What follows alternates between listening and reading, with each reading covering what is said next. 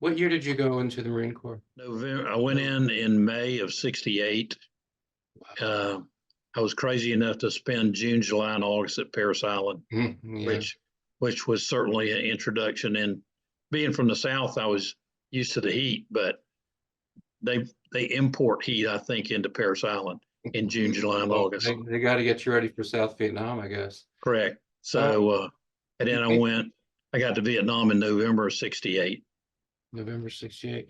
May of 68. So, you could, however you want to count it, Ted is winding down, or Correct. certainly, the major part of the Ted offensive of that year has wound down. Obviously you're aware that something's going on in Vietnam, but how well aware were you? Were you paying attention to what was going on in Vietnam? Yeah, I quit college to join the Marine Corps because I was afraid the war was going to get over with before I could get there. That's Wow. so I was aware. Of course, that to say that now it sounds kind of insane, but No. When you're 19 years old, you're bulletproof, and this is a major adventure, which turned out to be the biggest adventure of my life. And so I was very well aware, and I joined the Marine Corps for 2 years, which the recruiter tells you right then, you're going to the infantry. And I said, I realize that, but they want you to join longer. All they could offer you was an aviation guarantee. I said, well, I could be cleaning dead bugs off a windshield or loading a bomb, and I'd still be in Vietnam, and I'd be in the Marine Corps for 4 years. So you said you quit college to go into the Corps because you wanted to go to the war before it's over, and you used the word adventure.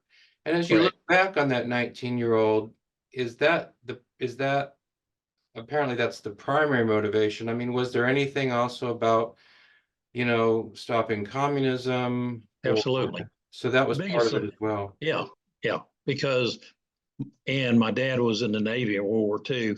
So as fathers and sons go, I wanted to up my dad. And so I went to Marine Corps. What do you remember about the trip to Vietnam? You arrive in November. Did you go on a Correct. commercial flights or military flights? Correct. Commercial. The Marine Corps, then you flew from Travis Air Force Base in California. They flew us you refueled in Hawaii, and then they dropped us off in Okinawa. As far as I know, all Marines went to Okinawa, and the Army did the Alaska and come in that way. The Marine Corps is always different from everybody else.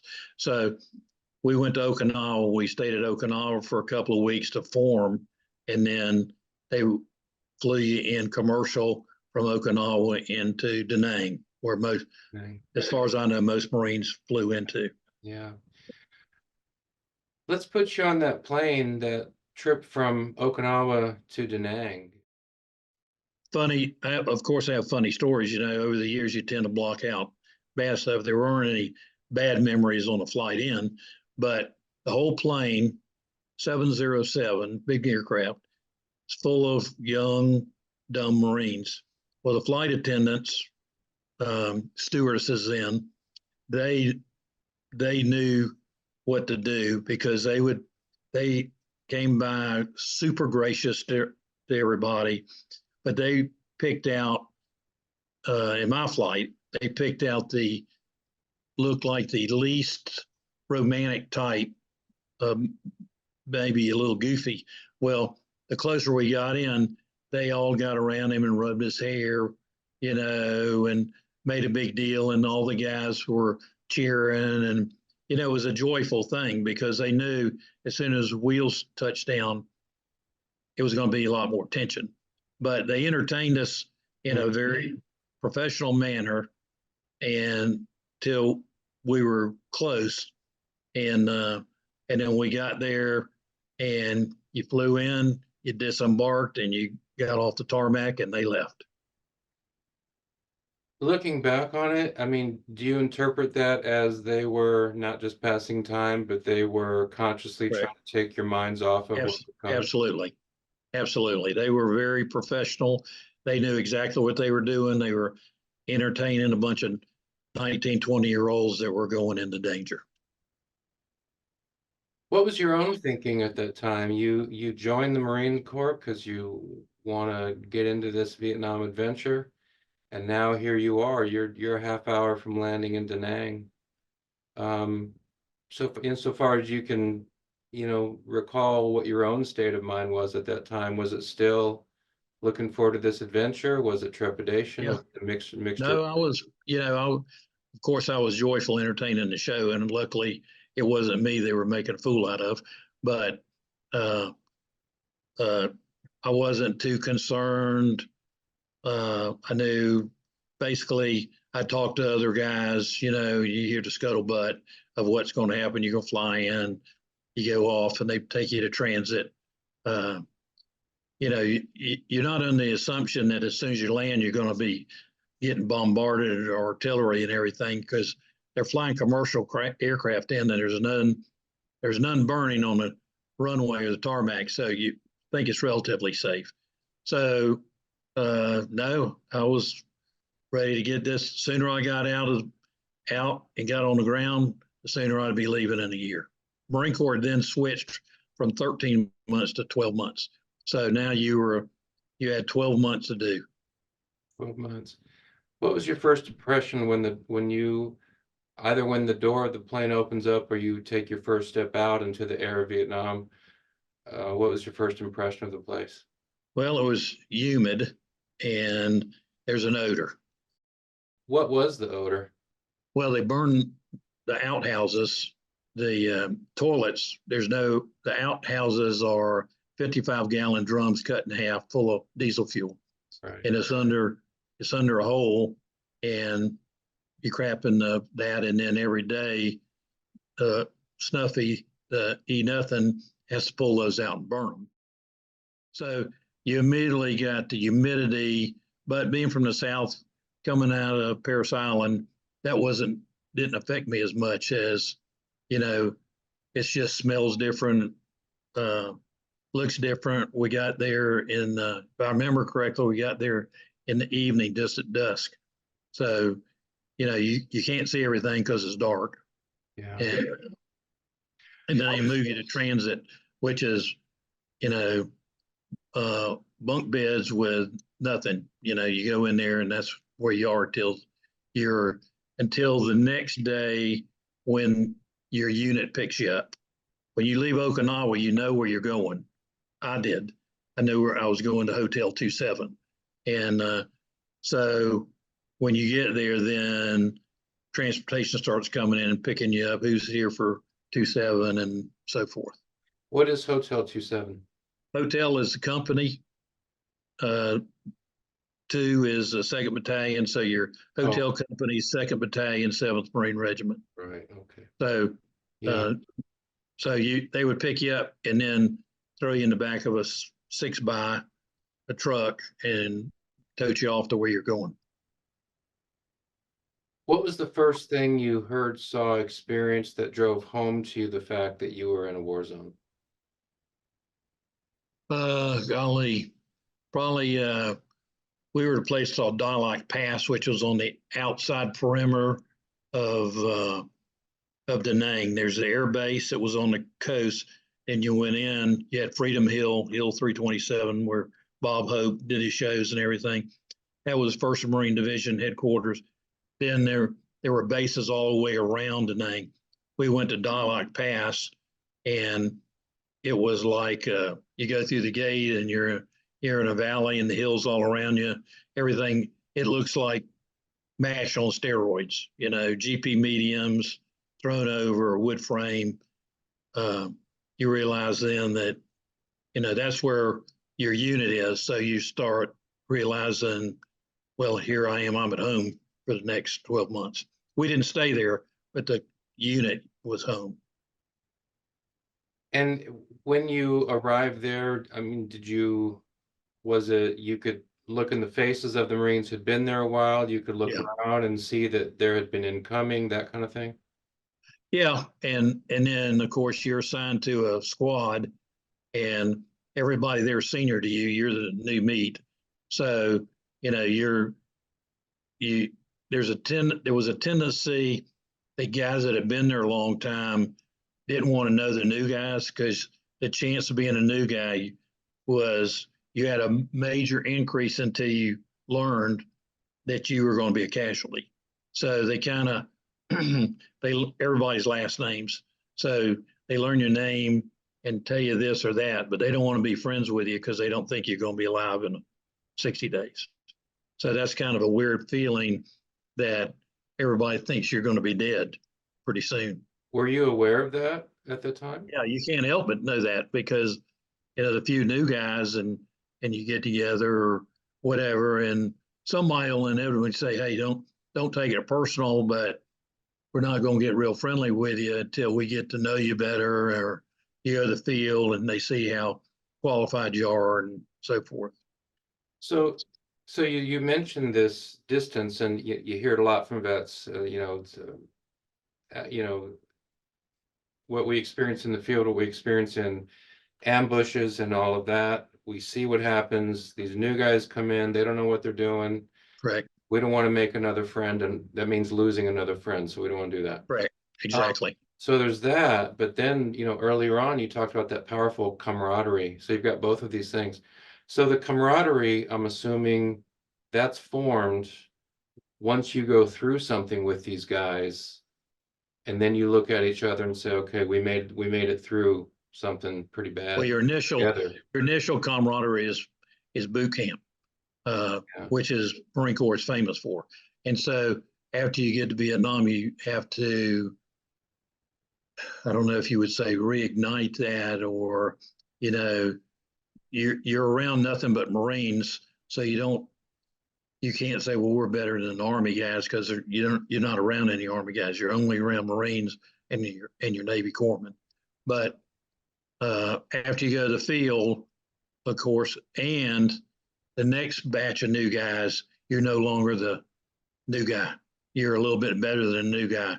So, and I was anti-tank assaultman. I was a specialized infantryman, and luckily there weren't any tanks.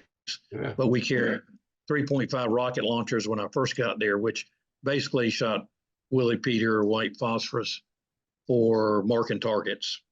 And then we got rid of those and went 100% laws. And so we carried more laws, and like guns, if you brought the guns, they'd yell guns up, or they want rocket guys, they say rockets up, and then your primary job is to come in and hit bunkers with your rockets or whatever. So, but in doing that, usually you're in a smaller squad, so you're accepted a little faster, and you don't. It's not quite as grimy as a regular 0311, basically infantry. I would say that is that you're in a smaller squad and you're accepted a little faster. No, so you're hand carrying these weapons that you're using. Correct. How much do they weigh? And then is this a situation where each Marine you're with is also carrying some of the ammunition that you need to make this thing work? Well, the lower you are, the more you carry. You're the ammo humper. When I started with 3.5, they were 9.5 pounds, and I had to carry 4 plus my gear. And then as we did away with those, I would have to carry 4 to 6 laws, which are smaller and lighter. They're fiberglass, one shot, and you would shoot at one time and it was disposable. So you would carry those, and then you had a gunner, and you would hand them the rockets, and the gunner would be the one firing. He's had more experience and supposedly a better shot. You're an ammo humper, so you carry them, you hand them up, they shoot them, and then eventually you go get more and carry more. Now, in a firefight, is that the only weapon you're using, or do you also have an M16? No, you have an M16 too.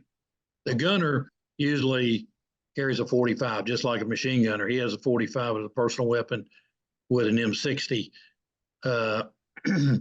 The rocket gunner usually only has a 45. He can carry an M16, and most of the guys did.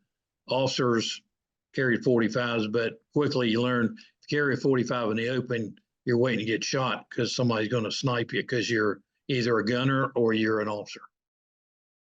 With the 27, then you are what, southwest of Da Nang most of the time, is that right? Correct. In that area? Quezon Mountains, Death Valley, those Arizona Territory, those are the names that we used that were designated by the Marine Corps. Arizona Territory was fully, that was Indian Territory. It was U and the NVA. There not a lot of VC in the mountains. It was almost always NVA. Well, and I think by May 68, a lot of the VC have been killed, right? Correct. After Tet. After Tet, yeah. Yeah. How long was it roughly until you experienced combat for the first time? How long were you in country before that happened the first time? Less than a month. We again, another funny story. I had my 3 9.5-pound rockets with me, but we were going into reportedly a hot LZ. And so we were getting into CH-46 system, the main helicopter of the Marine Corps at that point. So they put the infantry squads in there. Well, they split the rocket squad up because there wasn't enough room in that. So I went and won. Another one of my squad members went another helicopter like that. So I was the last one in. Well, it didn't take me long to figure out. I did have a year and a half of college, realizing if I'm the last one in, I'm the first one out. And so when the tailgate drops, so you fly along and then you corkscrew, and you corkscrew in and you go to land, tailgate comes down, and you go running out the tailgate. Well, there's tailgate, and then there's a top piece that's folded up that comes down to enclose the whole rear of the helicopter. Well, I didn't bend down far enough since I was a new guy. So my helmet hit the top part of it. When I hit that, when I was trying to run, I went down. Well, the guys behind me figured, damn, new guy's already been killed. And so they all ran by me. Well, I realized what I'd done. Well, I caught them and passed them. And I got up into the berm. Well, from knees down was covered in mud. I swore I ran on top of that mud. I don't know how but that was my initial, and it was hot. You know, the artillery rounds were still smoking in the ground. So that was my first harrowing, scary, and funny experience right then. Well, we went in the field, and it wasn't 3 or 4 days later, a guy that had come in with me, it was dark, and the friendly fire came in, hit him, killed him, and he was one hole away from me, fighting hole in. So we're scrambling to get in the holes because we don't know it's friendly fire. Well, he's killed. So we've been in country less than a week or 10 days, and the guy that I'd already been through training with come in country is killed. So that kind of. And he was killed by friendly fire? Correct, artillery fire. I was in my hole, which was 20 yards away, 15, 20 yards away. Wow. How long were you under friendly fire? It was just bam, bam, 2 to 3 rounds. A lot of, I don't know if another guy told you about H&I. H&I is harassment and interdiction. Yeah. And so it could have been H&I because we hadn't called in a fire mission. So, sometimes you're in the wrong place at the wrong time. Yeah. And so he was killed. They medevaced him out, but he was dead. And I'm assuming at this later stage, 50 plus years later, that it was H&I because it was just bam, bam, bam, and it was done. And this was the first Marine that you knew who was killed? Yeah. In the war. As your tour goes on, and you're dealing mostly with NVA, What was your assessment of the NVA as an adversary? I mean, we know that the Marines are well trained. We know that they're disciplined. I mean, we just mentioned the friendly fire, so things, obviously there are accidents and screw ups. But how would you assess the NVA as an adversary? They were pretty squared away. They were hardcore. We laughed like I was telling you. I'd carry all these laws that I'd hand to a guy and he'd shoot it. Well, all I had to do is go back to the rear or supply, or they bring more in and I'd pick it up. We laughed about, uh, you know, my wife still criticizes me. I'll call somebody a derogatory name like a gook or a zipperhead, where those are slang derogatory terms. And I said, you don't want to say, oh, there's Charlie. We really like Charlie. You're trying to kill Charlie. So you assign a slang dirty name for him. Well, we would laugh that they'd hand Luke the Gook a mortar round and he'd hump it from north down the Ho Chi Minh Trail, come south. He'd hand it to a guy in a mortar tube and he'd drop it and he says, now go get me another one. Now he had to go all the way back to North Vietnam to get another mortar round. So they're pretty hardcore people. But, at times their living conditions were much worse than ours. We had two guys that surrendered to us on an OP right outside LZ Ross, and they just said basically they'd had enough. They wanted, they just wanted to live better, and they were tired of living in the jungle getting blown up by the Marines. But to the man, they were good. They're we never could understand the difference between a North Vietnamese and a South Vietnamese.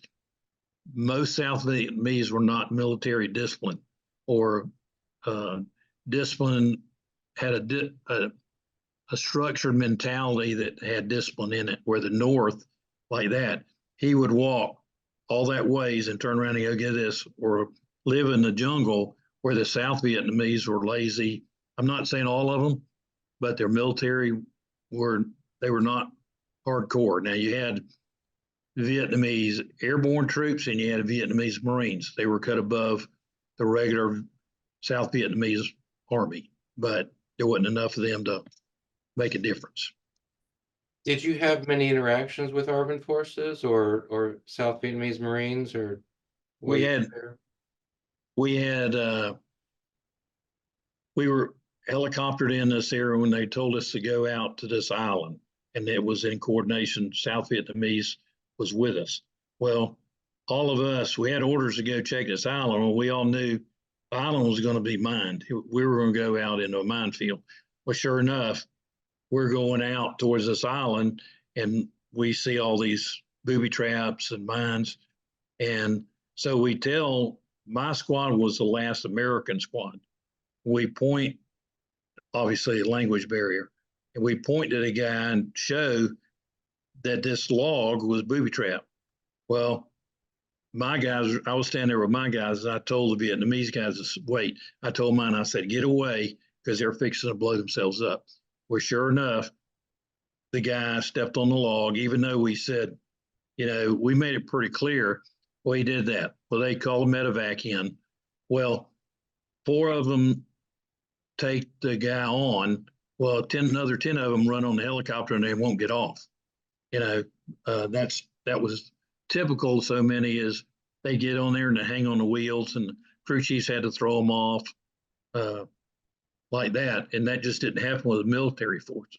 And so, sure enough, we were in a minefield, one of 2 that I went through, and so we backtracked and got out of the minefield.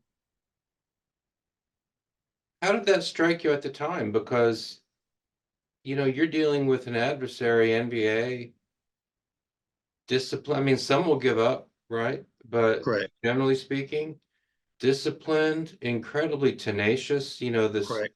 thing about, that mortar round they just dropped on us. Somebody humped that thing down from Correct. Vietnam. Correct. Incredibly disciplined, persevering. And then you've got these South Vietnamese forces, the majority of whom I hear it again and again and again and again, not reliable, the kinds of stories you just related. Right. What impact, if any, did that have on you? It was one of those, it was one of those things. I don't understand why these guys are so tough and these guys are wimps. Uh, corruption in most, even today in third world countries, everything's corrupt. Uh, South Vietnam was very corrupt.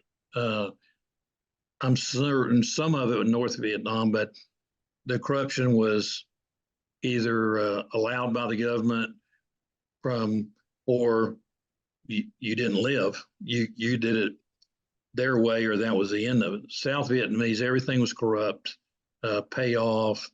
Officers were commissioned because who they knew. Many of them were inept. They didn't know anything about, and so the South Vietnamese troops had no faith in their leadership or each other or whatever. So again, we dealt with the Vietnamese airborne and the Vietnamese Marines were different. Whether they went through such as airborne and Army, you made a big deal out of it because you've gone through a higher level. Marine Corps is the same way. I'm sure that has something to do with it, but in general, the South Vietnamese military was inept. They wouldn't go toe to toe with an equivalent NVA unit. Did that ever lead you to wonder while you were on the ground? How old are you, by the way? Are you 20, 21, 22 at this time? I got there when I was late 19, so I was there primarily when I was 20. So there you are as a 20-year-old Marine in South Vietnam fighting and experiencing all of that. At that time, did the thought ever go through your mind, if these guys aren't willing to fight for their country, what am I doing here? Did Not that really. ever go through your mind? No. No, I don't remember having that thought. I hate to say living a dream because it was a it was a it was very living. That I don't like Platoon or Vietnam War movies because they're so screwed up. Hollywood's everything. In Platoon, there's only one statement that I totally agree with when Charlie Sheen was digging a fight in Illness. He said, it's not the fear of dying, it's the way you're living. And living was horrible. Living your living conditions, I should say. At times I went 30 days without a bath. That was not uncommon if you're in the field for 30 days. When it started raining hard, there'd be 30 or 40 naked Marines standing out on where it was safe, soaping up, hoping that it would keep raining to wash the soap off of you. Sometimes you had, we were in the mountains and we said, no American ever seen this before. I mean, it was like North Carolina mountains, let's say, big boulders, pools of clear water, little or no trails. You're thinking an American has never seen this before. It was beautiful in there. But other places you go in, I remember we all jumped in this pond, soaped up, we all got out, we all had leeches all over us.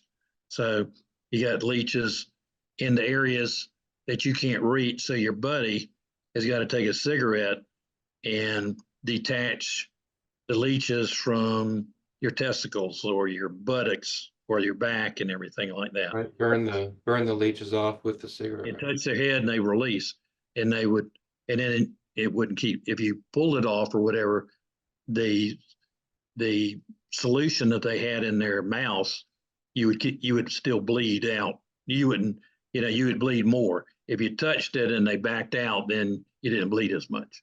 And then you had jungle rot because of that. Your skin is never dry.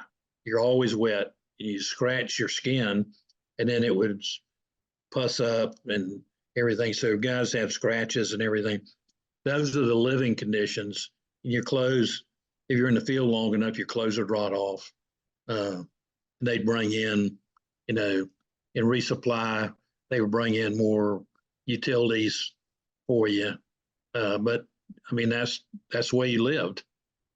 So, are you saying then that, I mean, are, I asked about at that time, did you think about, if these South Vietnamese forces aren't going to fight for their own country, why am I doing here? And you said, no, never really thought about that at the time. And then you began to talk about living conditions. So are you saying that, when you're in the Nam as a very young man dealing with everything you're dealing with, and you don't have a rear echelon gig, you're out in the field, you got the leeches, you got the mosquitoes, you got the heat, the humidity, wet all the time, looking out for the mines, looking out for the ambushes.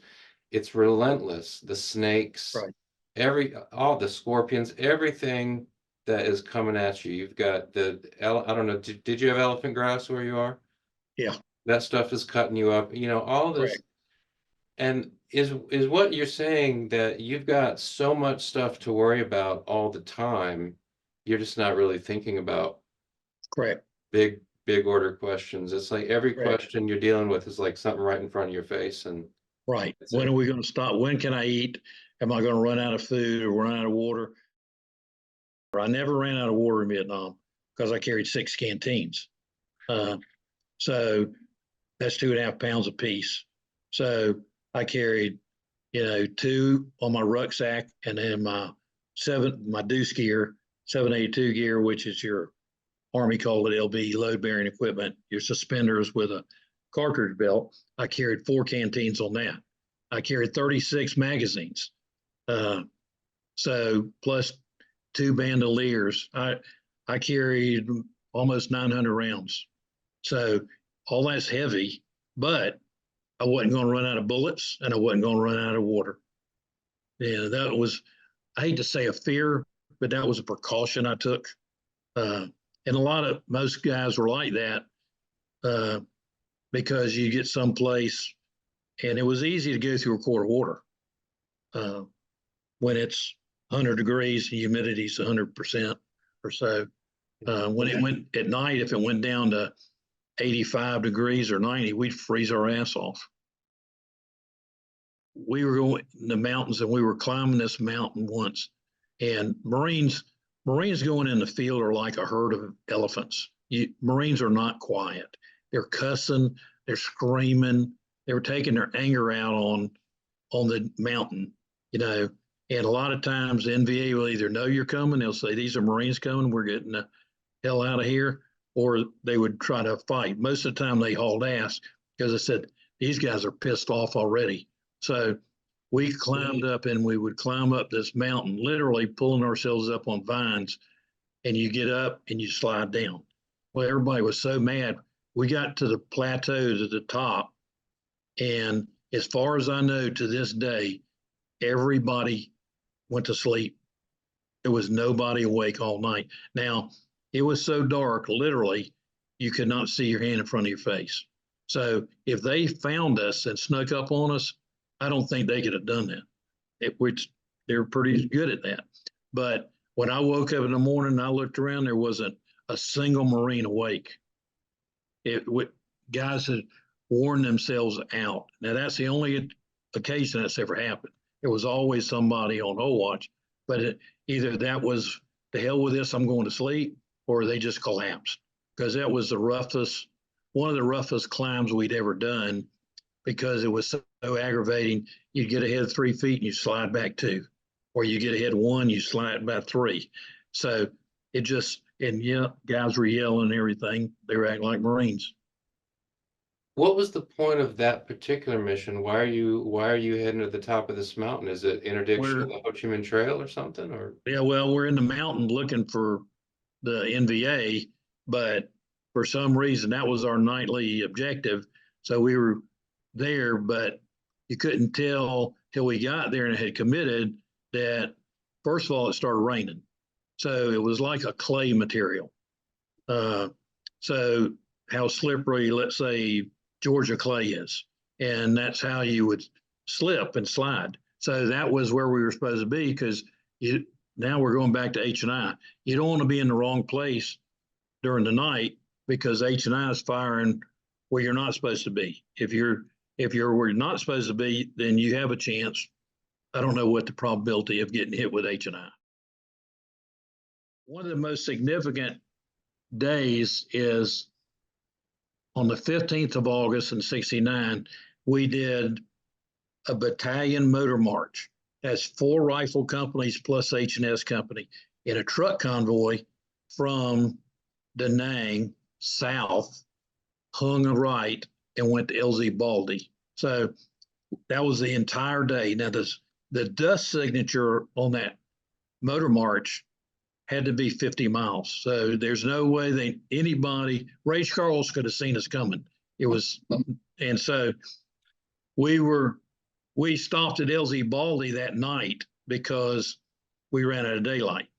Now, it was, the Army was there. That was an Army base at the time. They hadn't been hit in months. Well, that whole base was bumper to bumper a Marine Corps battalion, infantry, everything, supporting arms, everything. Well, they mortared, zappers in the wire. So we're getting mortared, zappers in the wire.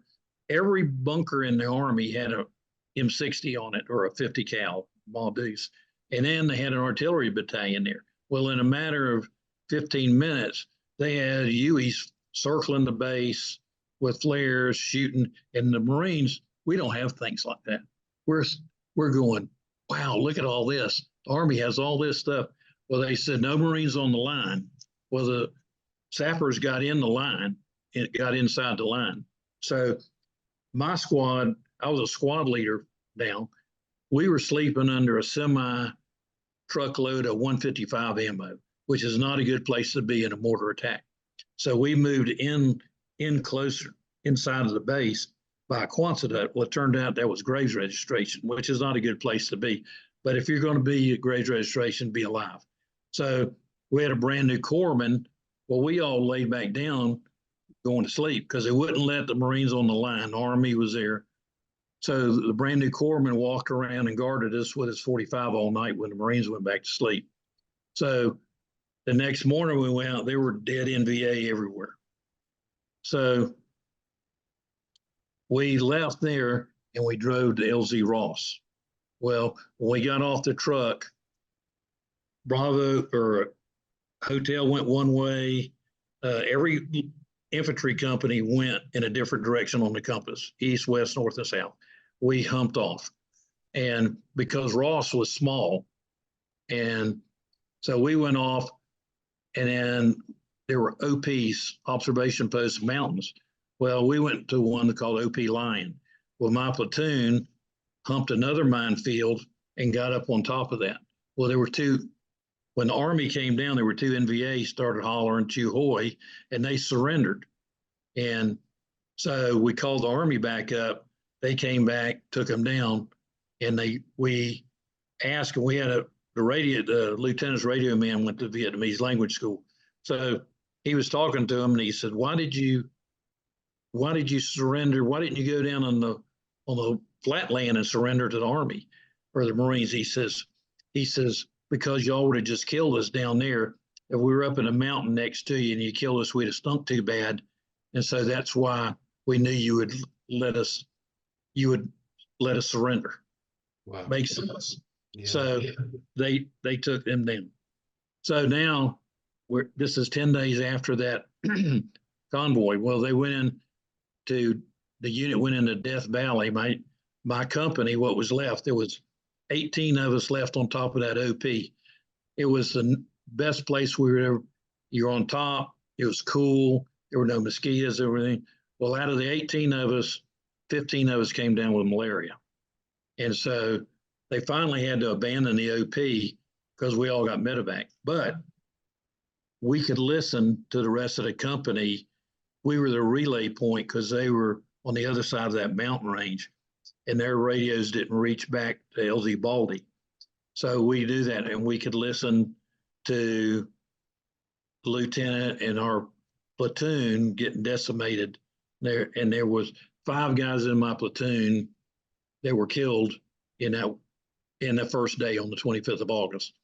Over the next 3 or 4 days, It was a Medal of Honor winner, not in our unit, the sister company. It was dynamic.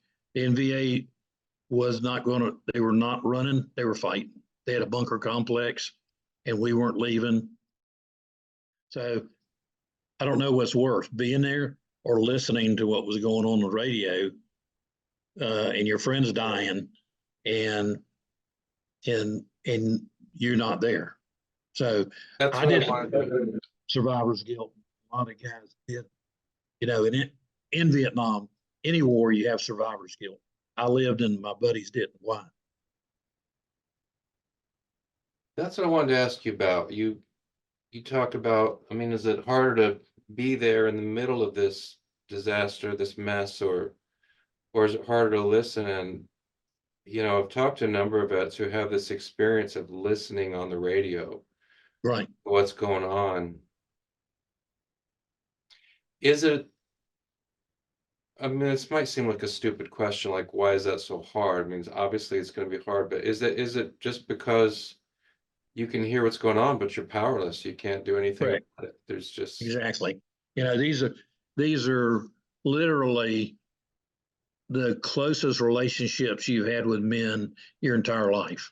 You know, I mean, the living conditions, sharing hardships, tragedies with friends dying, and everything, and yet you're helpless to help your closest friends there because nobody's as close as the guys you served with in combat. I think most combat veterans will tell you that there's a special bond there. can you still hear that? When you think about this event, can you still hear that radio in your mind? To a certain extent. You know, we would all hover around the radio because there was a code about how you like the last four of their social. You know, that's how you identified your KIAs. And so they would call back and do a first initial, last name, last four digits, and so you would know who had died, who got medevac. You know, and so you would have this anger, but there was nothing you could do about it. You know, or the lieutenant's radio man, who I'm still very close to, he was on R&R, and he had to cope with that. Is that the guy that took his place was killed? Only the temporary radio man, but he wasn't there to look out after the lieutenant. Now the lieutenant survived, but we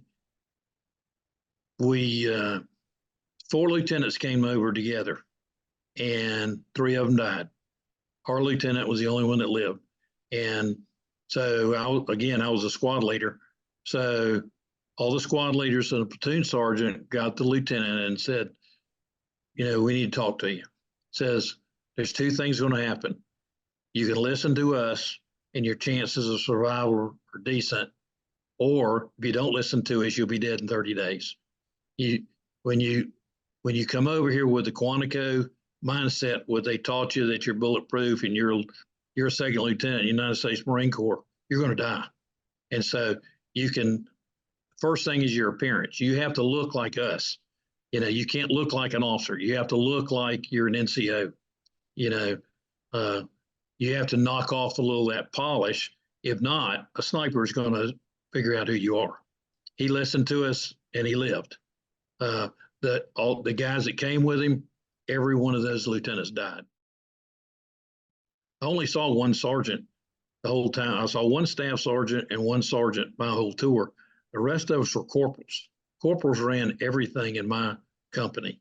When I left, I was in a second lieutenant slot as a corporal. Wow. So I was a platoon commander. And so, but I was a squad leader, section leader, platoon sergeant, all as a corporal. And I got there as a PFC. Within 4 months, I was a corporal. Now you had these positions as a corporal because the casualties were so high, right? I mean, it just can't replace the officers, can't replace the sergeants. Correct. Well, I never saw we had a platoon sergeant at E5. He survived, but you didn't. There were none. They never came. I never saw. I saw one staff sergeant who was a rear echelon guy who got fragged, but I never saw a staff sergeant in the field. When I got there, the platoon sergeant was a lance corporal, and he gave orders to the corporals. And I said, "This doesn't make sense. How's the lance corporal?" He said, "Well, he used to be a sergeant, but he knocked a lieutenant out or something, but he's on his second tour, so he's the guy that knows how to do everything. So they only busted him to a lance corporal. So he was a platoon sergeant as an E3, as a lance corporal, telling the corporals what to do, because everybody, rank didn't have anything to do with it.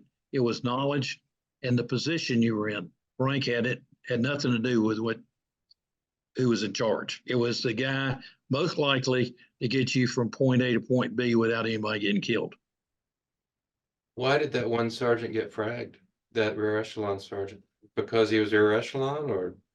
No, that was when the racial issues were so heavy, and they were after somebody else, and he was in the hooch next to ours, and they inadvertently fragged him and killed him.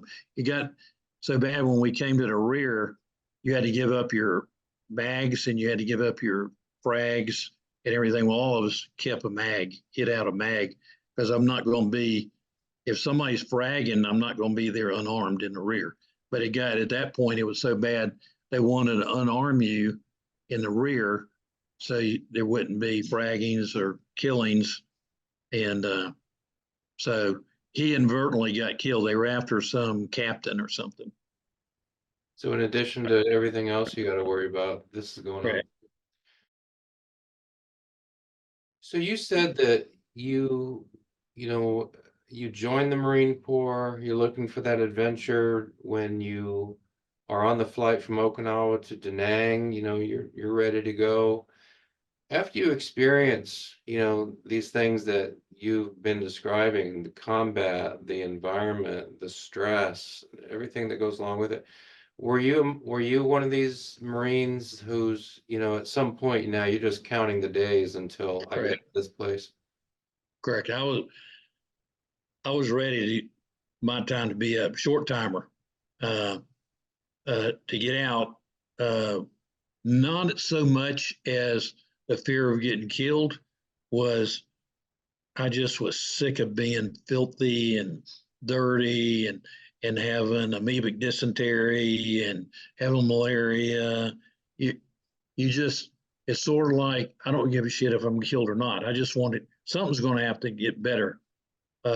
Your life was, that was the biggest thing, is the combat was adrenaline dump, you know, with sorrow to follow at times. But living day to day, you know, like you said, snakes, you wake up and a snake comes out out of your poncho hooch. The living and the filth and everything was the biggest thing for most of us, you know. And then guys that you were this close to, well, they rotated home, they were gone, they were out of your life, and you never. A lot of times, for a little bit, they would write back and forth, or you would have his hometown or enough. But that daily contact, like my closest friend had stepped on a booby trap when I was in hospital with malaria and blew half his foot off.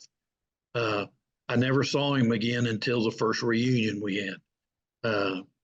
Other guys would, you know, they would disappear for one reason, or wounds, illnesses, or whatever. You never knew what happened to them. That's kind of, that was the most traumatic, I think. It was almost like they were killed, because you never knew what happened, especially guys wounded. He's medevac to Japan or something. What do you remember about the flight out? Of course, you're much more saltier when you're leaving, because an infantryman in the Marine Corps was so proud of his boots that the worst looking boots show that you had been there the longest. And so you get on your uniforms ruffled, your boots, you're a little bit, you're much more salty. And you get on there, and as soon as the plane takes off, then they would come on and say, feet wet, we're off the coast of Vietnam, and everybody would cheer and everything. You go back to Okinawa, and then you're there for another 7 to 10 days for them to process you and whatever, and send you back to Travis Air Force Base again. So you didn't have much time left in the Corps. No, I was discharged. As soon as I got home, they were giving infantry, if you had a year or less, they were you could stay in, but they were discharging you, because I laugh, it would take 3 months to teach a Vietnam infantryman to eat with a knife and fork again. So if you had that, they gave you the option immediately getting out of the Marine Corps. I've seen stories that whether it was personal, they weren't proud of what they had done or whatever, or they were afraid of the protesters. They discarded their uniform and didn't wear the uniform home. I was proud of what I did. I wore my uniform home proudly.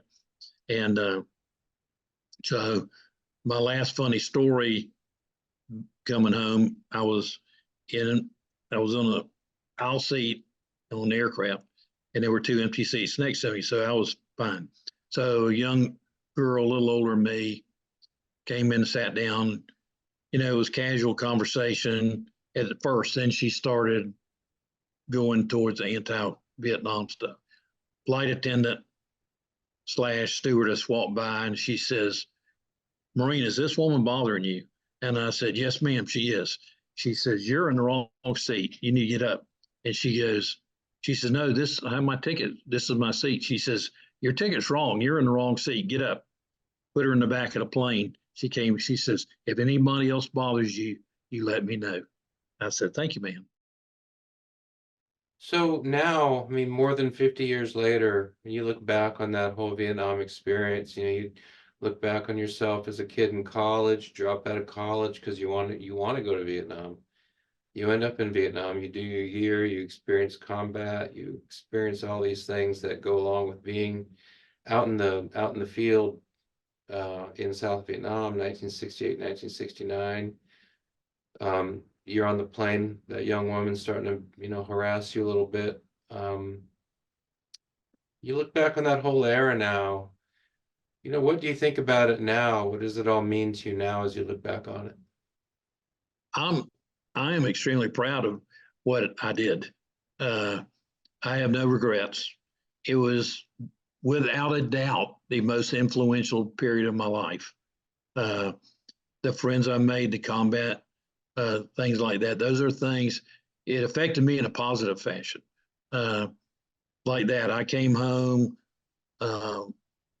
in December. I took off December. I said I was going to maybe have to go to alcohol rehab after that, but I was going to do whatever I wanted to. I was taking a month off.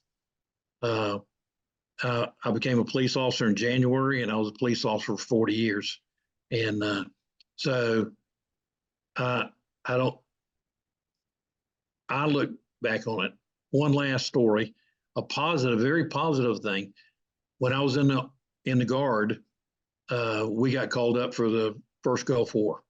So here I am now. I'm fixing to say, I've done this already, but so we get called up when we get to Fort Bragg, and we're going through that. Well, the war, the Army unit had been there, had gone over. 2 Guard units before us had gone over, and they said, "You'll be gone in 7 days." Well, the war was over in 3 days. So, but they said, "Y'all are doing such a good job, we're going to keep you here for 6 months." So we stayed at Fort Bragg for 6 months on active duty. But the most impressive thing, the Guard unit I joined in, probably 30% of the pilots were Vietnam combat pilots, Wow. and 30 or 40% of the crew chiefs were were Marines, had been Marines. There were so many Marines. So it was kind of a welcome home. It wasn't like, so we were at Fort Bragg. So the unit, the regular Army unit that got there asked the company commander if he could get all of his Vietnam veterans together. So we all got in a room, and there was probably 12 of us left, 14 of us. The Army guys that had just been in the first Gulf War that kicked ass at a minimum time, they came over and apologized to us. They apologized, says, we want to apologize to y'all. Y'all got nothing when you came home. And because of y'all, we get parades and we get all this. We, as combat veterans of the first Gulf War, want to apologize and tell you we got this because of you. And it was very emotional that these guys had gone through that would take the time and the thought to come to the Vietnam guys that were still in the military reserve component and tell you that thank you. And so I've had a number of experiences like that. So I don't really have any negative things. And I guess, I don't know, it sounds kind of crazy, but I guess if I could look back and have to do it over again, I don't know how much I would change. It was tactically and sound in my occupation as a police officer. It moved me so far ahead of my peers that were not combat veterans in handling situations, doing this, way to organize, planning. It was, it was a great basis for the rest of my life.